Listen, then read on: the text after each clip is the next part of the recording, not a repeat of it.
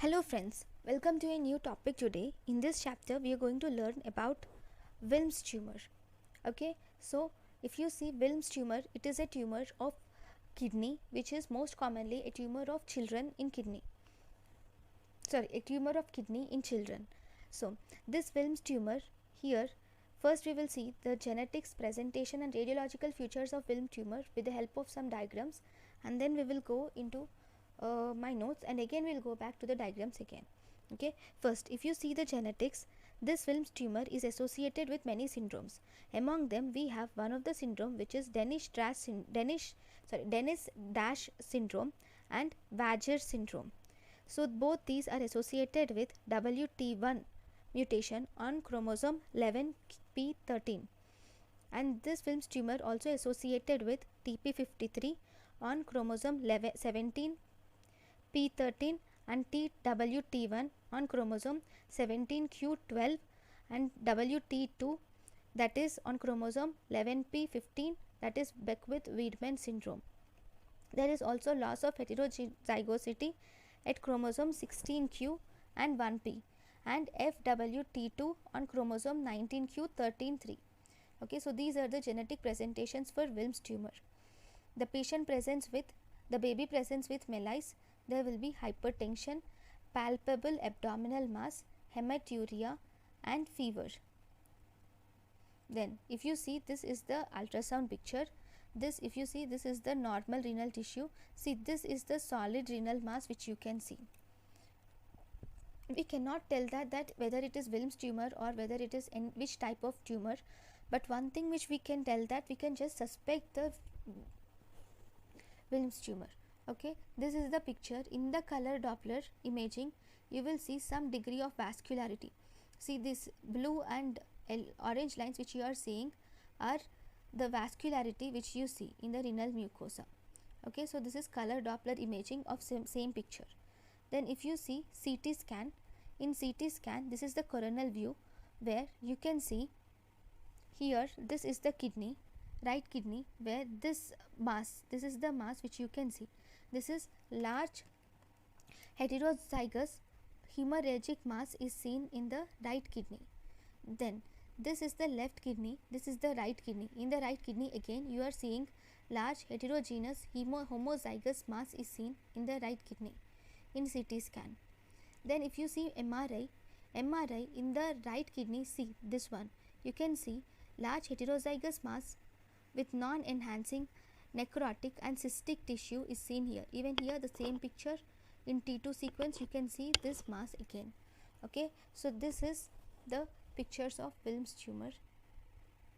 Then if you see gross and microscopic examination, this is the gross examination of Wilms tumor. This is the normal renal parenchyma with renal pelvis. Here this is the renal collecting system. Here in Wilms tumor you have, the patient has a pseudo capsule and it has some areas of hemorrhage are seen, and there are also some cystic areas and necrotic areas are seen. Because this is a large tumor, this can compress the collecting system also. Then here we have two things. One, we have classic triphasic histology of H&E staining, and we have anaplastic histology of H&E staining. Okay, so this Wilms tumor mainly it has three elements. It has the epithelial elements which you can see. This is a tubule, right? Tubule is made up of epithelium. So this is epithelial element. Then this is the stroma. Okay, stroma is the stromal element. These are blastemal elements. Blastemal elements are the different type of, different from stromal and epithelial elements. We have blastemal elements which are mesoblastomas. Okay, which are derived from mesenchymal cells. Okay, so we have triphasic histology where you have three different types of cells. See, you can differentiate them, right? Here this is epithelial cells are like tubular like cells. There they are arranged in tubules, whereas this is the stromal cell. Stromal cell is present in the interstitium. These blastemal elements are some aggregates of cells which are present and irregularly arranged. Okay, so if you see in the magnified view, you can see atypical mitotic figures, and you can also see large hyperchromatic nuclei, which will suggest that it is a malignant tumor indeed.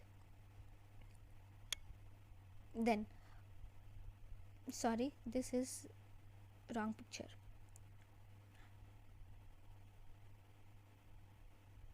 Okay, this is the same picture again. Okay, now we will learn about the Wilms tumor. Okay, few words about Wilms tumor or nephroblastoma. Okay, this Wilms tumor or nephroblastoma is most commonly seen in 2 to 5 years of age. This is mainly embryonic tumor and it is derived from primitive renal and epithelial mesenchymal components. So we have in this Wilms tumor we have both epithelial components and mesenchymal components.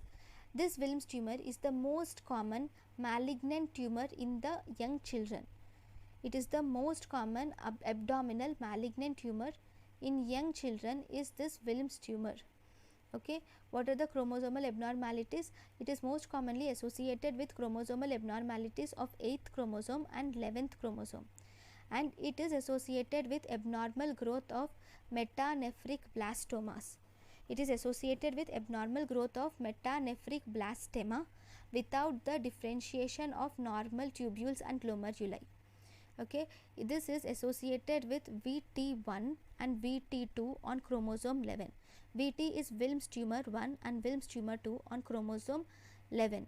It has increased incidence of monozygotic twins with family history. You see, increased incidence of monozygotic twins with family history. Then, what are the anomalies associated with Wilms tumor? These are important. Important anomalies associated with Wilms tumor are hemihypertrophy. We have hemihypertrophy, Perlman syndrome, aniridia. We have Vager syndrome, which include Wilms tumor, aniridia, growth retardation, genitourinary anomalies and retardation of intellect. So we have Vager syndrome includes Wilms tumor, aniridia, genitourinary anomalies, that is horseshoe kidney, and retardation of intellect. We have Beckwith-Wiedemann syndrome associated with renal syndrome. In this Beckwith-Wiedemann syndrome, we have hemihypertrophy, macroglossia are seen. Then there is cryptorchidism, Danish-Drash syndrome, hypospadias. So all these are the anomalies which are associated with Wilms tumor. Then what do you see grossly? I have already shown you the picture, gross picture, right? Grossly you see tumor which is large, spheroidal, and it replaces most of the kidney. It is unilateral generally and solitary. If you see cut section, you will see the variegated appearance with necrosis, foci of necrosis, and hemorrhage is seen, and it is soft fish like. Sometimes you can even see here cartilaginous tissues are seen, and you can also see myxomatous tissues are also seen. You can see cartilaginous elements and myxomatous elements are also seen. This Wilms tumor also, like renal cell carcinoma, invades into the renal vein.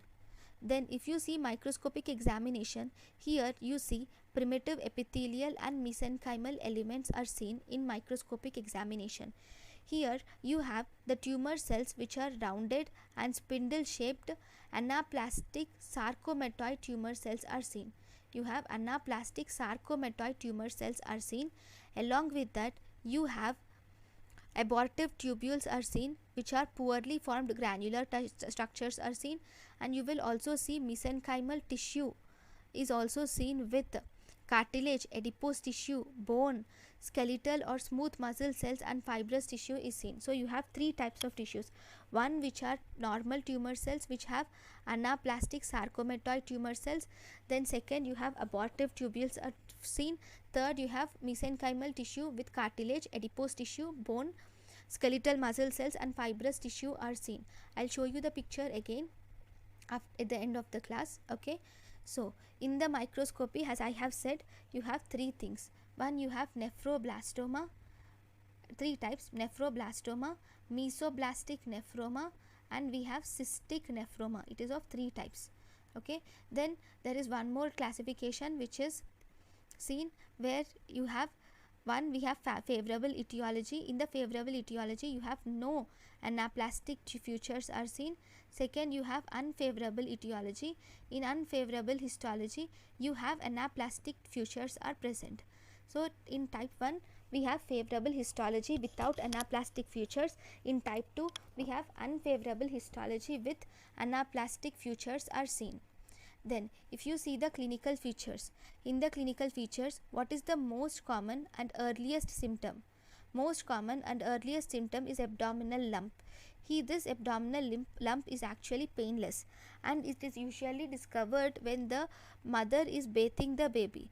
This lump is smooth, mobile, firm or hard, lobulated, and it is located in the loin, and it moves with respiration, bimanually palpable and palatable with dullness in the renal angle and resonant band in front. See, this is the description of any renal mass, okay, especially dullness in the angle and resonant band in front is like description for renal tumor. So main thing that you have to remember is abdominal lump which is painless is seen here. The rest all is present in any renal tumor, okay. Then sometimes the baby can present with pain abdomen, fever, symptoms like pain abdomen, fever, abdominal distension, hematuria and anorexia are seen sometimes. Other symptoms like hypertension, nausea and vomiting is also seen. So here in this we have a triad, which is the triad in Wilms tumor is abdominal mass, pyrexia and hematuria is the triad in Wilms tumor, and here the most common symptom is abdominal mass. Then what is the most common site for metastasis? Most common site for distant metastasis is lungs. Sometimes you can even see hematogenous, lymphatic and local spread is also seen with Wilms tumor. So first we will see the staging of Wilms tumor. If you see staging of Wilms tumor, so for this I will also draw here the kidneys so that it becomes easier. Okay, so first in the first stage you have tumor which is confined to kidney and it is completely resectable. You can resect it completely, okay. Then in the second we have tumor which extends beyond the kidney, but still even though it extends beyond the kidney, it is completely reversible. It's completely resectable. Resectable is we can remove it completely, okay. Then in third there is residual disease is present after resection. See, you have you have resected it, you have resected this part of the kidney along with the tumor, but still there is some part of this left behind, okay. So this is the type 3, and here you have positive lymph nodes, okay, that is type 3. In type 4 we have blood-borne metastasis anyways. In type 5 we have bilateral disease where the disease is seen both the sides. So this is the staging of Wilms tumor, okay. Then what is the investigation of choice? Here the investigation of choice in Wilms tumor is CT scan is done mainly for staging, and to diagnose the tumor we do CT scan. Then what about the treatment?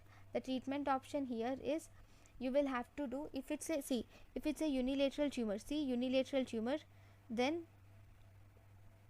you will have to do the nephrectomy, that is surgical removal of the affected kidney should be done.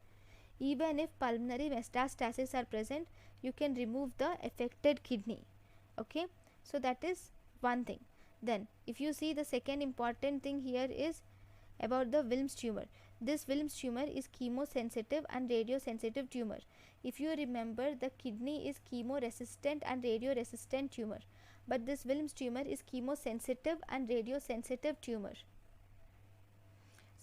So because it is chemosensitive and radiosensitive, you can do a combination chemotherapy can be given, and you can also give radiotherapy also can be given in advanced cases, okay. In combination chemotherapy we can give vincristine, actinomycin, which is localized diseases, and you can give doxorubicin in advanced disease. Then in so you can give vincristine, actinomycin in localized disease, and doxorubicin can be given in advanced diseases. Then if you see radiotherapy is like you should give the post-operative radiotherapy should be given within 10 days of surgery, okay. Delay in starting the radiotherapy beyond 10 days results in tumor cell repopulation and increases the relapse rate if you give the chemotherapy beyond 10 days. So always and always start the chemotherapy within 10 days of surgery. Never delay chemotherapy to beyond 10 days of surgery. Then if you see the protocols, we have two protocols which are available for Wilms tumor. One, we have National Wilms Tumor Study Group. Second, we have International Society of Pediatric Oncology. So in National Wilms Tumor Study Group, first we do surgery and then we go to chemotherapy. So because it is first doing surgery and then chemotherapy, it is pre-chemotherapy based staging.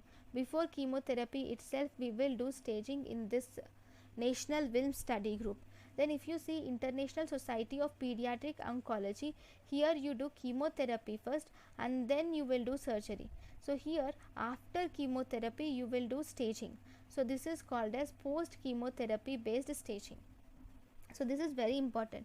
National Wilms Tumor Study Group is pre-chemotherapy based staging, whereas International Society of Pediatric Oncology, here you do post chemotherapy based staging.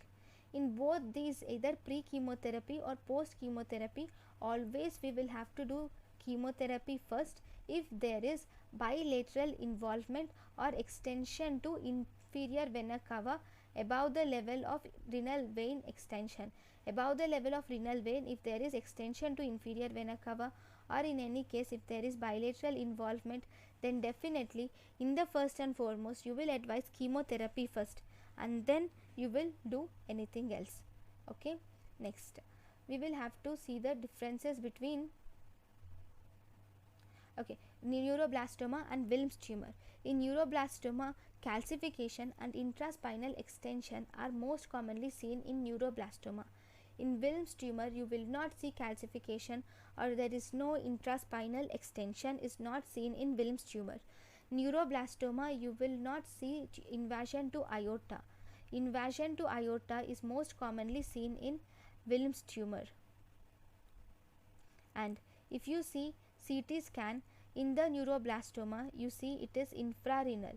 In the Wilms tumor, you see drooping lily sign can be seen in the Wilms tumor. Okay, then we will see some one-liners. So these are the one-liners which are very important and most commonly confused by all of us. So what is the most common cause of abdominal mass in infants? Most common cause of abdominal mass in infants, it is hydronephrosis. Okay, most common intra-abdominal malignancy in childhood is neuroblastoma, is intra-abdominal malignancy in childhood. Okay, what is the most common primary intra-abdominal malignancy in childhood is Wilms tumor. If it is about primary, then that is Wilms tumor. If it was not about primary, if it was given normal intra-abdominal malignancy in childhood, then it is neuroblastoma. If it is the most common abdominal mass in infants, then that is hydronephrosis. So in Wilms tumor, we have three components I have told you: epithelial, stromal and blastomal components. Then what is Beckwith-Wiedemann syndrome? Consists of Beckwith-Wiedemann syndrome consists of hemihypertrophy, macroglossia, omphalocele and hepatoblastoma. Beckwith-Wiedemann syndrome consists of hemihypertrophy, macroglossia, omphalocele and hepatoblastoma. Then we have Dennis-Drash syndrome. This Dennis-Drash syndrome consists of gonadal dysgenesis, and that is male pseudohermaphroditism, and renal failure is seen in Dennis-Drash syndrome. So what is the most important prognostic factor? The most important prognostic factor in Wilms tumor is histology followed by staging. The most important prognostic factor is first histology followed by staging. Then if you see, the chemotherapy should be started within 5 days of surgery, whereas radiotherapy should be started within 10 days of surgery. Chemotherapy should be started within 5 days of surgery and radiotherapy should be started within 10 days of surgery. So what do you do for chemotherapy? Chemotherapy, you can give vincristine, cyclophosphamide and dactydomycin. I have already told this, right?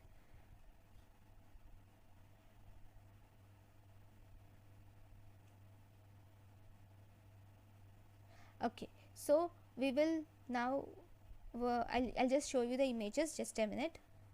So this is the picture showing the Wilms tumor. So this is the Wilms tumor, where you can see this total is the Wilms tumor, okay, where you can see lobulated cut surface, okay, which is present in the kidney. It is enhancing the whole kidney, okay.